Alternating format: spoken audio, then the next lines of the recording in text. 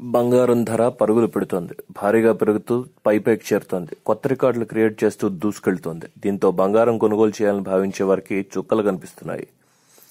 America, China ఉద్రిక్తతలు, corona virus ప్రతికూల పరిస్థితులు, బలహీనమైన రూపాయి వంటి అంశాలు పసిడి పరుగుకు దోహదపడుతున్నాయి. బంగారం ధర పెరిగితే వెండి మాత్రం పడిపోయింది.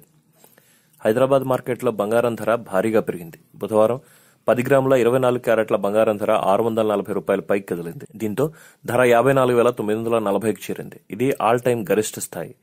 అదే సమయంలో 22 క్యారెట్ల బంగారం ధర కూడా పెరిగింది. 10 గ్రాముల బంగారం ధర 590 పెరుగుదలతో 50,370కు ఎగిసింది. పసిడి ధర పెరగడం ఇది వరుసగా 7వ రోజు కావడం గమనార్హం. పసిడి ధర పెరిగితే వెండి ధర మాత్రం భారీగా పడిపోయింది. కేజీ వెండి ధర ఏకంగా ₹2,700 పతనమైంది. దీంతో 62,000 వరకు దిగొచ్చింది. పరిశ్రమ యూనిట్లు, నాణ్యపు తయారీదారుల నుంచి డిమాండ్ పడిపోవడం ఇందుకు ప్రధాన కారణంగా చెప్పుకోవచ్చు. ఇక అంతర్జాతీయ మార్కెట్లో బంగారం ధర పెరిగింది. పసిడి ధర ఔన్స్కు 0.40% పైకి కదిలింది. దీంతో బంగారం ధర ఔన్స్కు $1,952లకు చేరింది. బంగారం ధర పెరిగితే వెండి ధర కూడా ఇదే ధరలో నడిచింది. వెండి ఔన్స్కు 0.7% పెరుగుదలతో $24.50లకు ఎగిసింది.